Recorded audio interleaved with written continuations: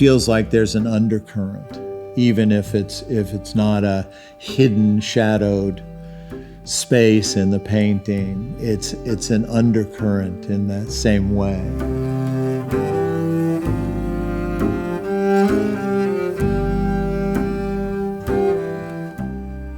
I mean, you see what you see. The undercurrent is that what it looks like isn't what it feels like. And what it feels like has a evocative nature to it that takes me, and I hope it takes my audience, into places where they recall feelings like that, or moments like that, or scenes like that, or they begin to project the narrative that I've stopped. They continue it. They take it from here and go to where they want it to go.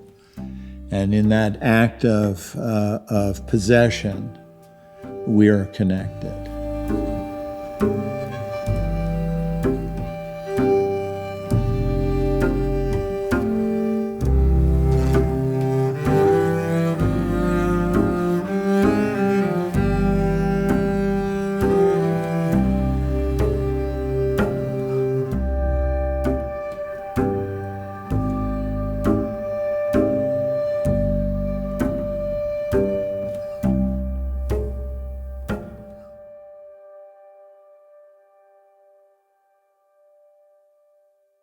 In terms of whether I'm a storyteller or a painter, I'm both, a storyteller and a painter. I've learned long ago that for me to find out what I'm feeling, I have to paint it, and I have to tell myself stories about it in order to get to the place where the meaning is revealed. And my paintings, even though they ultimately don't look like they're a trial and error kind of thing, they are collaged together in ways that, something gets me to the canvas, then it doesn't hold up, so that I have to find something that'll re-energize, refocus me. I'll find that may change the thing. So it's not outdoors, it's inside. Oh, now I have to find the inside place that this takes in. I go through a series of questions as I look at the people or the person in the painting, where I'm saying, are they coming in or going out? Are they turning away from something or turning towards something? If they're turning towards something, what is it? Is it positive? Is it negative? If they're turning away from something, who is it that they're turning away from? All of those things are part of the ways I talk to myself as I'm looking for a dramatic and dynamic moment. And then I'm also, as a painter, struggling with description. What does it take to convince the audience that this is real, right? What do I have to paint with, ultimate verisimilitude? Do I have to detail everything? If it's a scene that takes place in a room and there's a door, how much of the door do I need to describe? Do I just have an open rectangle? Do I have to put molding around it? Do I need a doorknob? What kind of doorknob? It's like all those things are questions, and they're all about whether it's distracting or it's moving towards something. What is it that I want people to say, okay, this is here, but I'm not paying attention to it. I'm accepting it. And those are painterly problems. They're not simply narrative problems. A painter doesn't choose to be a painter. What a painter does is choose to be a better painter. And that's not a clever thing. It's a truth that there is a way that a painter processes information into some kind of order. that makes the world make sense to them.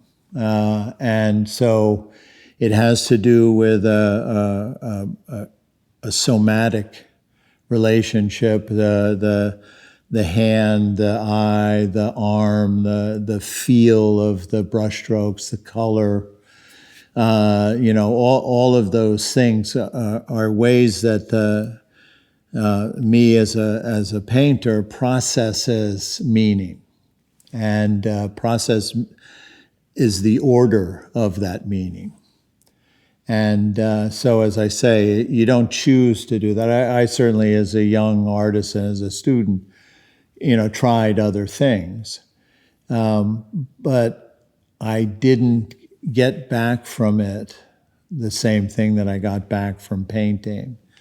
And so it became clear at a certain point, essentially I'm that. I make sculptures as well, but that also is about a similar relationship of the hand, the eye, the body, the feel of bringing something into the world in a way that it feels like a real thing, a real person,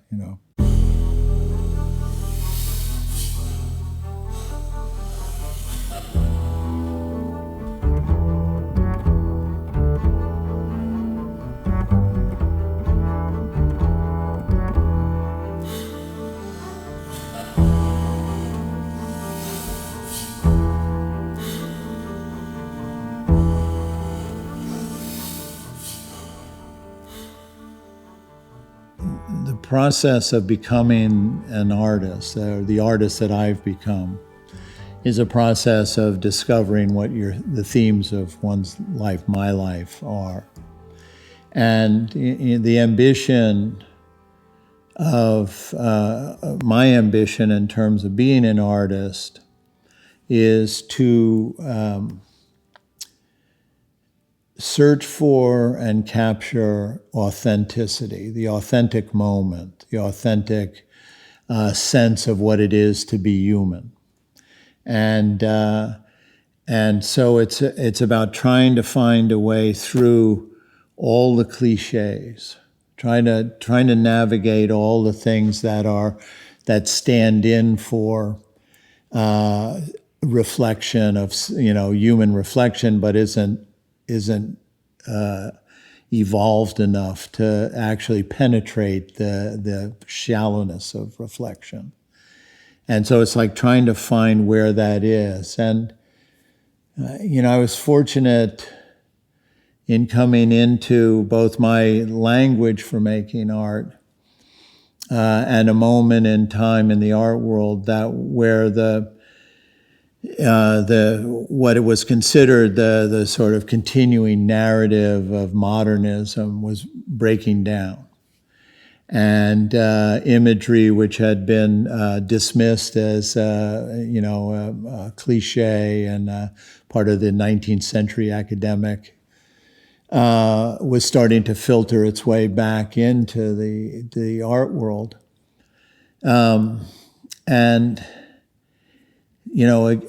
Trying to figure out where to look for something that you knew was a real experience, and that it was a real, not in the sense of, just simply, oh yeah, we all got up and went to the beach, kind of real.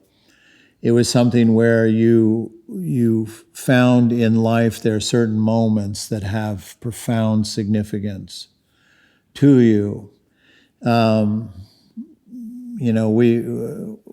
had been sort of as a culture moving away from rituals, moving away from shared cultural rituals that identify stages of development, and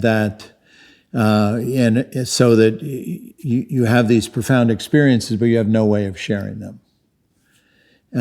Puberty is one, and it's both a profound experience for women as well as for men. It's something that doesn't get talked about. It gets dismissed. It gets passed off as, oh, they're being difficult. They're going through a difficult period or something. But it loses what it actually is, and the fact that it's something that is not only a profound shift in evolving as a person, but is something that is profoundly physical.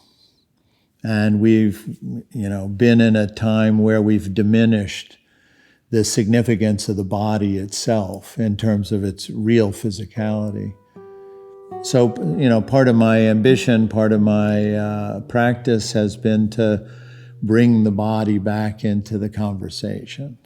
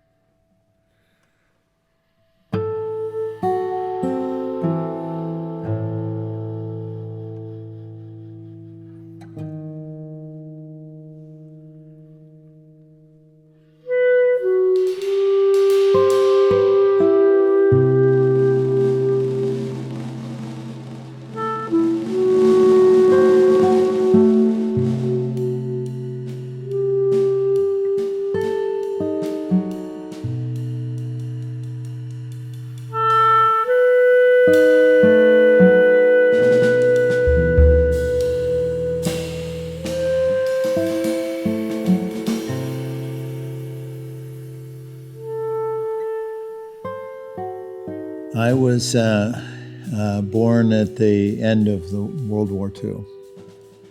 I grew up in the American suburbs. I grew up in a suburb of New York. The suburbs were an idealization of a way of living, a middle class kind of vision of living that included conformity, shared ambitions. It included potential. It included the possibility that you could grow out of it. The middle class, as an American ideal, was the middle class of transition. It was something that you could move through it. From a low-income job to management to something where your income went up and you could get a bigger house or have more kids or et cetera, et cetera. There was an idealism attached to that, and it was attached to it in a way that anything that didn't fit into that threatened it, and so there was a lot of things that went unspoken, that were forbidden to do, and I grew up in a family that was profoundly dysfunctional, a ferociously alcoholic mother. The interior of our house was one of chaos, constant chaos, harm and pain. And the exterior looked like everybody else's house. The yard was cut, the flowers planted, the 2 cars were in the driveway, kind of thing. And it was the thing at that time was that was also very image based, and magazines were proliferating. People wanted their kitchen to look just like the kitchen in the picture. People wanted their haircuts just like the picture, et cetera, et cetera. So we were saturated with images, with an experience that was not included in those images, and people, artists of my generation, as they moved away from the hegemony of abstraction, minimalist abstraction, conceptual art, etc., looking to move back into a representation of imagery.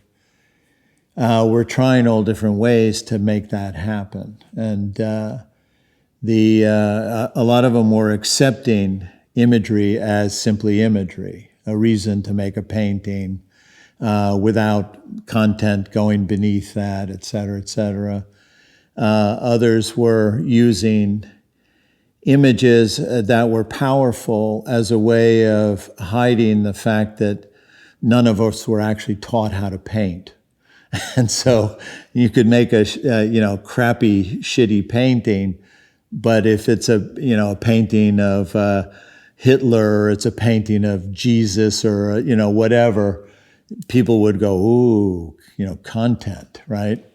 So that pornography was one of the places artists in my generation would look to see if they could attach themselves to a deeper significance, etc. And the thing is that the suburbs was the Garden of Eden.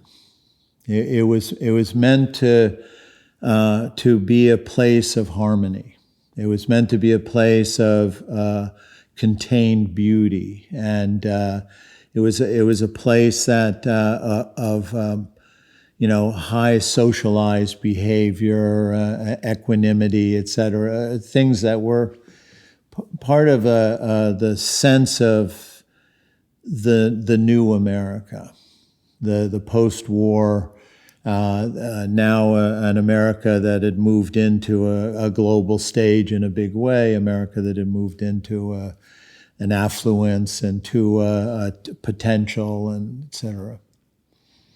And it was also something that was in a very short period of time, the 60s, by the 60s, becoming clear that none of those things were actually real or working or whatnot. So for me, the passion that I have, one, I accepted that I wasn't an international artist in terms of drawing content from international experience. What I was an American with a very sort of narrow sense of what that meant, but rich enough that I could explore it in great detail. And I was also seeing that this America in which I had both bought into the ideology or the idealism, I should say, or that sense of the possibility of free speech, equality, of open-armed engagement, a dislocation or disconnection from the past in a positive way. It seemed like, those are great things to aspire for and aspire to. And it was combined with the fact that we were failing at that. And that expanding world was contracting at a great rate, and so I think my paintings contain both those things. They contain something that appears like it should be different than it feels. That privilege and wealth shouldn't have that level of isolation attached to it. It shouldn't have that disappointment with the things that we surround ourselves with, the things that look like we're more in control or we're happier.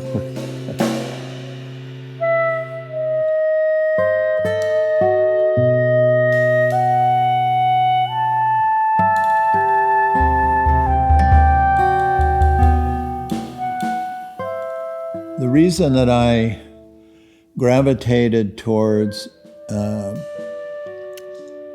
nude, I don't paint nudes. I paint naked people. The difference between nudes and naked is that nudes is an abstraction, it's an idealization, or it's a whole other way of organizing physical information.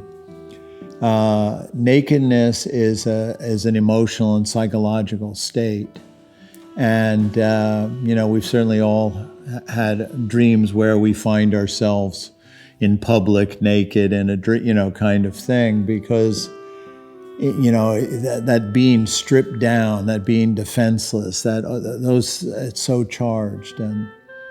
And so, using that as part of the language of the narratives that I create, has been very important as a device, or as a method of getting to other kinds of meaning.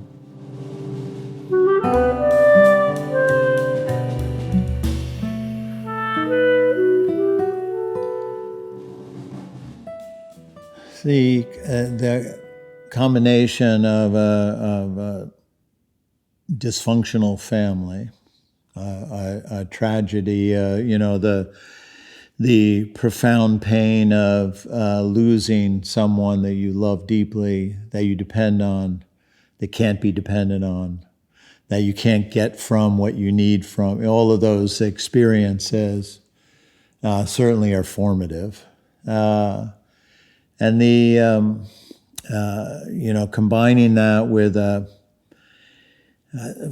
first of all, a coming out of the 50s where conformity led to a kind of blandness, something that felt like we were becoming robotic, or we were becoming, numb in some way, into the 60s, which, my generation found drugs as a hope for an alternative reality, a new consciousness, another way of forming societies, social structures, a deeper, non-orthodox spirituality. All of those things were happening and were very positive and very powerful, driven by the music that we were creating that was inspired, original, et cetera, full of significance on many levels. And also the anti-puritanical American strain in which all of a sudden hedonism erupts. And, the way to liberation is through the hedonistic. And all those things were happening and were incredibly powerful experiences. And then you had the Vietnam War, which there was, there was, for me, no question that this was not a just war. We had no real business being there. This was something that was an artificial construct that was economically driven, that was about, false ideas of power and power grabbing and things like that.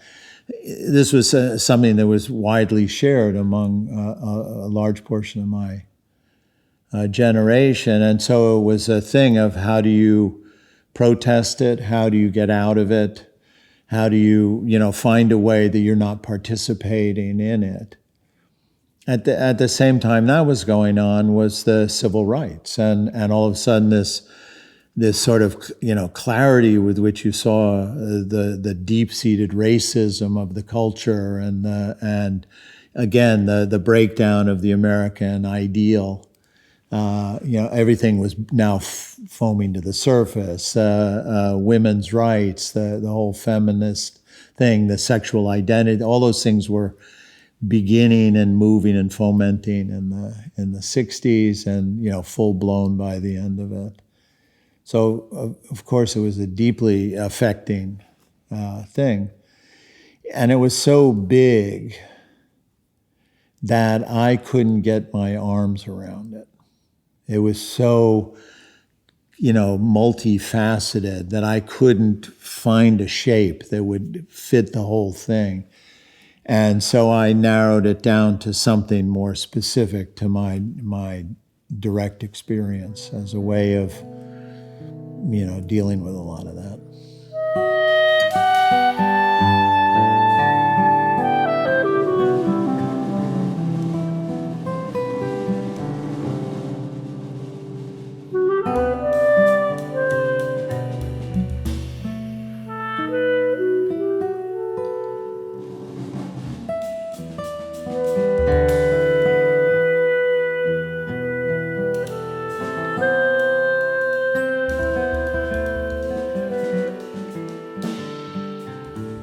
The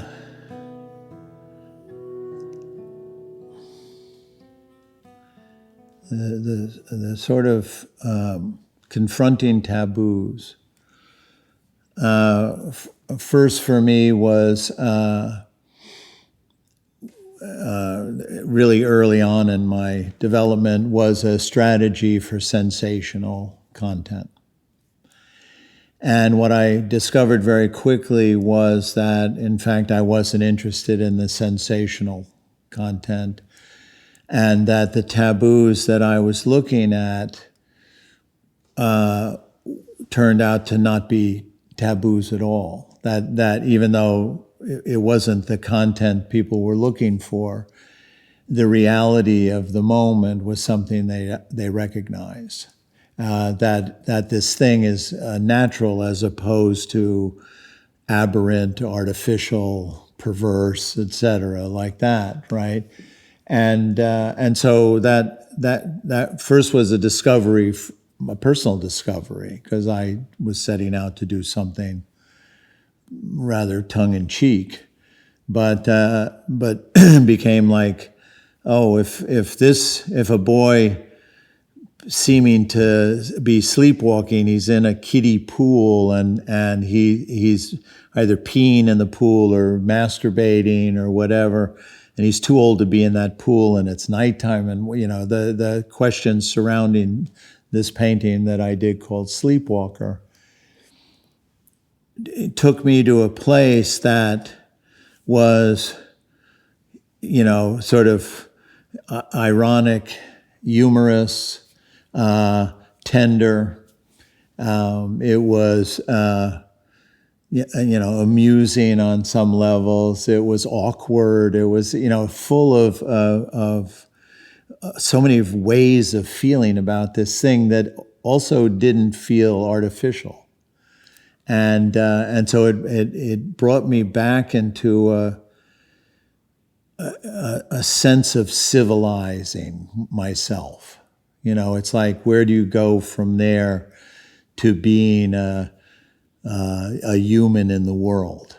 Where does discovering oneself through getting in touch with a physical self, getting in touch with a pleasure self, getting in touch with the isolation self, the lonely self, all of those things are what moves you into a kind of behavior within a civilized world, social world, etc.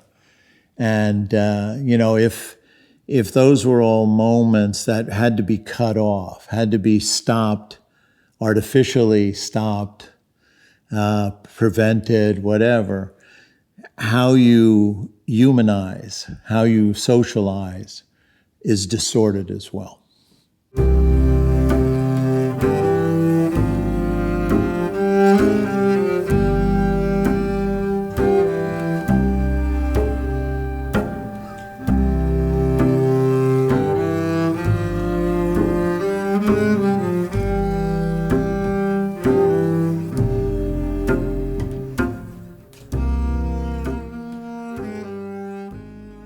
I had a profound experience when 9/11 happened,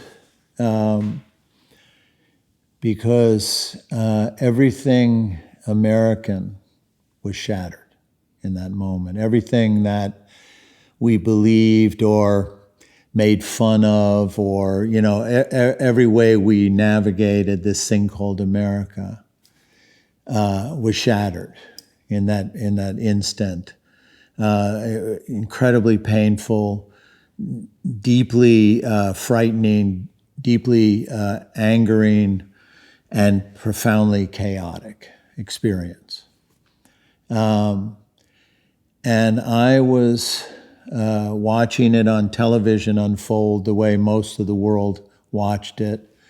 Even though I had a place close by in New York, I was out here in Sag Harbor at the time that it happened.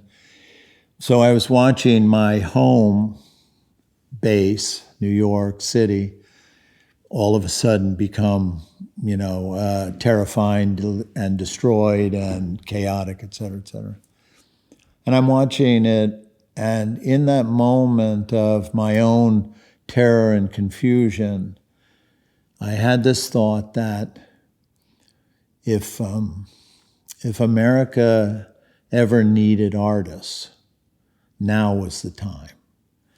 And I felt that profoundly and deeply, because what I believe is that the gift that artists have is bringing order to chaos, giving it a language, giving it a shape, giving it an image, giving it something that becomes the currency of exchange within the society, within the culture, so that people can talk to each other, connect with each other, stay connected, because at the center of something like 9/11 or these kind of disasters, it blows everybody apart.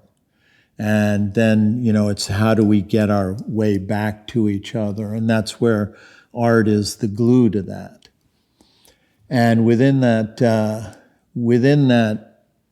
sort of awareness and determination that I was going to try to find a way to participate in the healing, because I think that that's what art is. It's a healing thing as well as a celebration.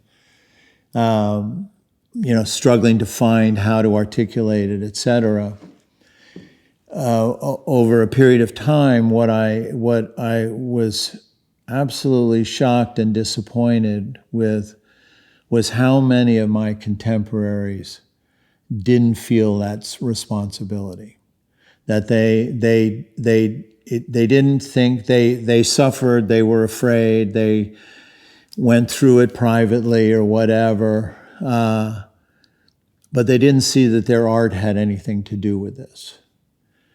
And it kind of blew my mind. And part of it also was that the kind of art that people were making weren't the best ways of capturing the depth of the experience. That somehow cartoons aren't going to quite get you to that place, or things that were, tongue-in-cheek, imagistic stuff, or whatever. Anyway, so that became a kind of sad awakening in terms of where is art now? That artists don't understand that these are where they shine. These are where their skills really lie. These are where significance is the most potent and most meaningful.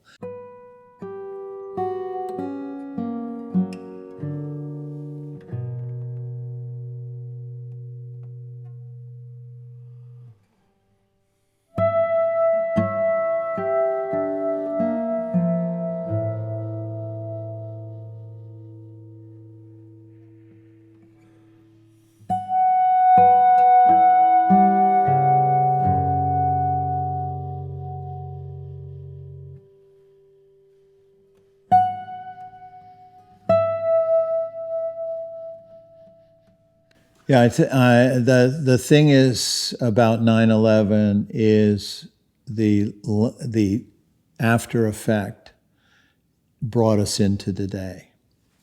That what happened there was a shattering that moved people into smaller and smaller identity groups, smaller and smaller tribal groups, et cetera, as a way of sort of feeling protected, feeling somewhat empowered, et cetera.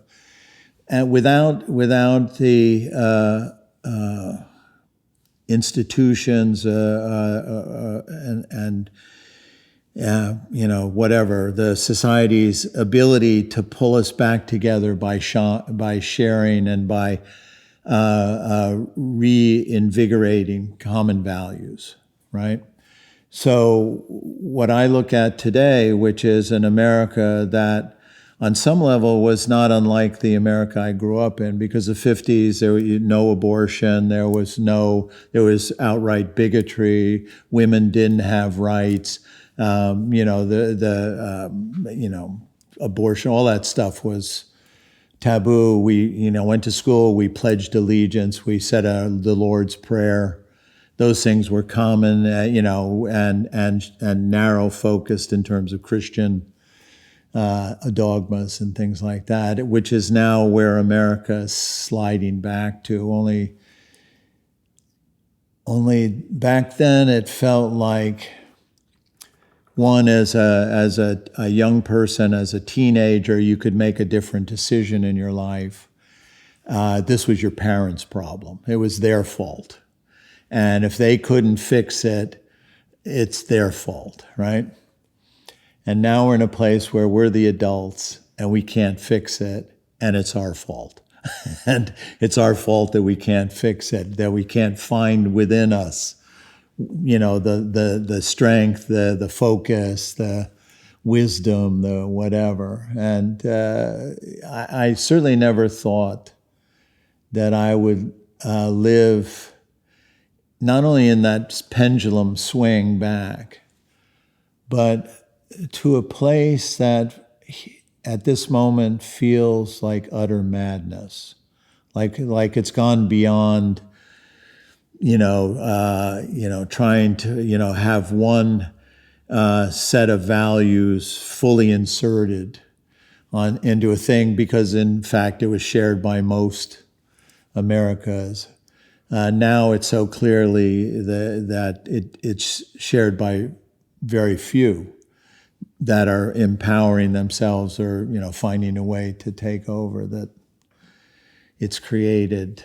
Yeah, I don't know. It's, I can't even talk about it clearly. I just watch it and think, really, you believe this? You think that? Really, you think you're denying history that? Really, it's, all that madness that is happening now.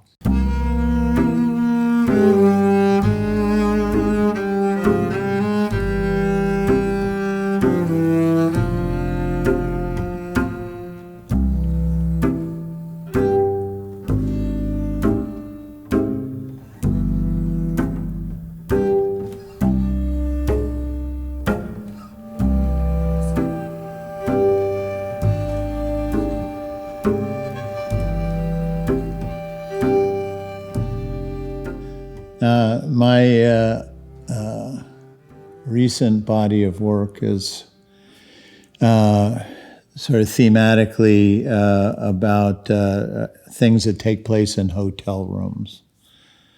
And my sort of problem, obviously a problem I set for myself, is finding places that are loaded with memories, meanings, experiences, etc., so that the audience has an easy identification with that. And, the choice that I would make as to whether it's an interior space or an exterior space, is it, if it's interior, what part of a room, or is it a public space or a totally private space? And one of the things that compels me about hotel rooms is it actually is both public and private. It's a shared public space that has all kinds of intimate,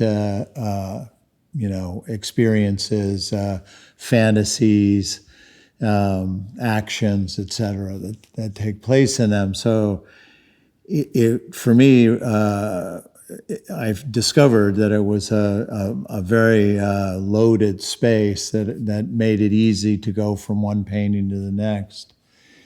I've done 9 or 10 paintings so far, and I feel I haven't scratched the surface of it, in terms of all the things that we know, right? All the things that we've experienced. So, but anyway, the problem for me as a painter, as a narrative painter, is either finding a place, in this case a hotel room, and then trying to find people that are doing something that evokes and provokes a response in terms of a narrative suggestion, a meaning or meaningfulness. This moment is not just a banal moment. It's a moment that seems like it's a moment where something has happened or is about to happen. And like all painters, you paint towards a stopped moment, a frozen moment. Even in gestural abstraction or whatever, there's a point at which the energy freezes and if it's in the right place, it freezes so that people can re-energize it, I guess would be the way of saying it.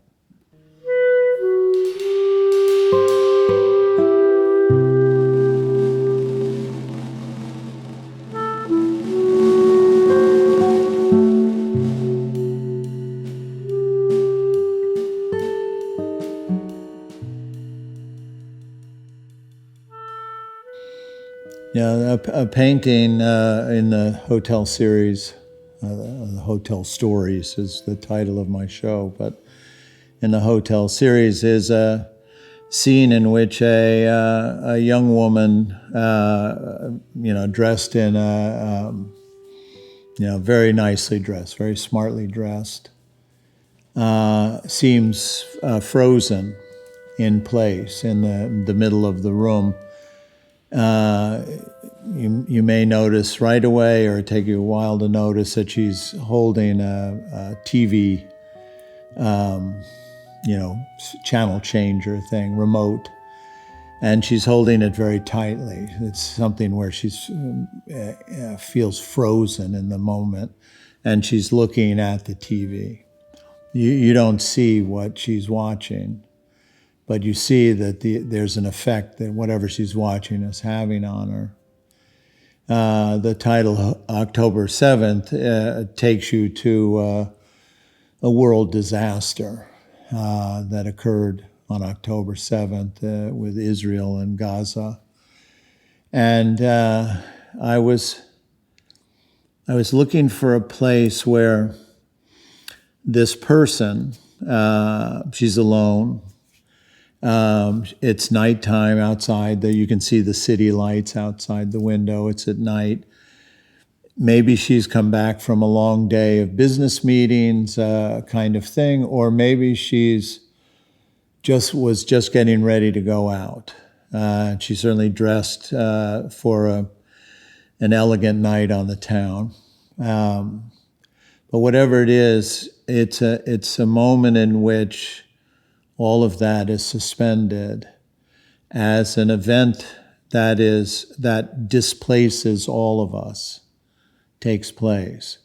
And somehow how do you continue your life? How do you continue your, daily regime? How do you continue to, meet your obligations or, meet the date you're going to see? It's all of those things are present in this moment as questions, because clearly something has happened that freezes it in a way.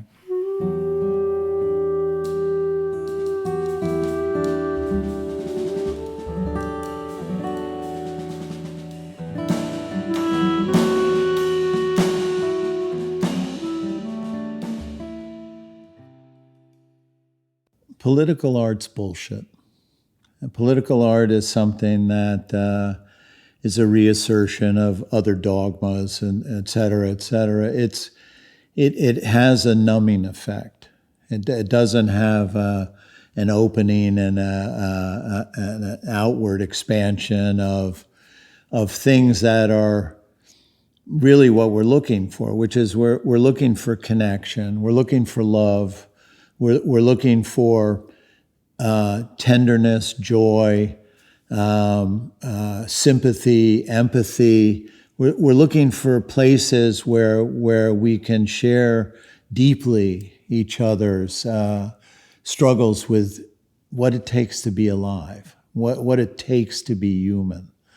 And and anything that comes at you with a confrontation that doesn't turn into the resistance you feel at the beginning gives way to a recognition of sameness within the other kind of thing, is not going to help us in the moment now. And,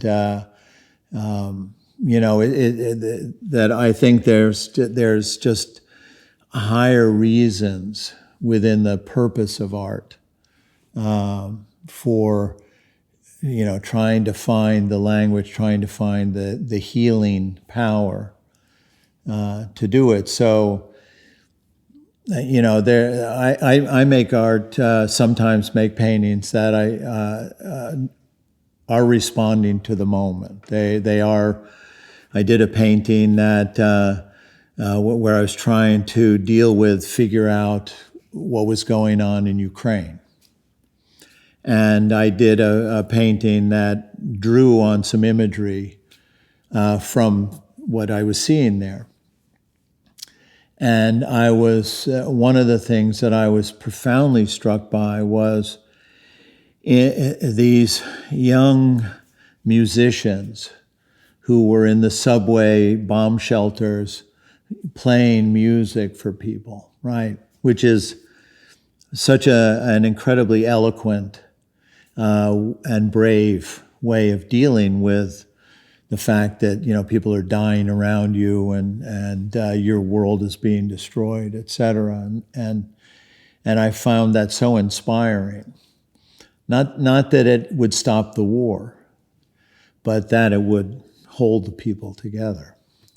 And, I think we're at a place now where that hasn't been the purpose of art in the art system for a very long time. What is in the art system is more run by what holds an economy together, and that has a big effect on the kind of work that artists choose to do, which participate in that. And none of us are above it. I mean, the work goes out into the world. You want it to sell because you want to live your life as an artist, et cetera. So it's not like an easy solution to turn your back or to create a new system of whatever. But it's something that is so much bigger than that.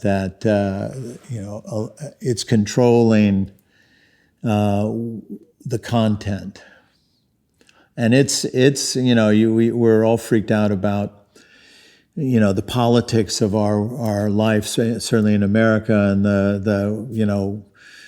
the backsliding and the inequality and the stupidness and stuff like that. But we don't see that the art is participating in that it's allowing that to happen by participating, by, creating objects of cleverness, objects of well-doneness, objects of,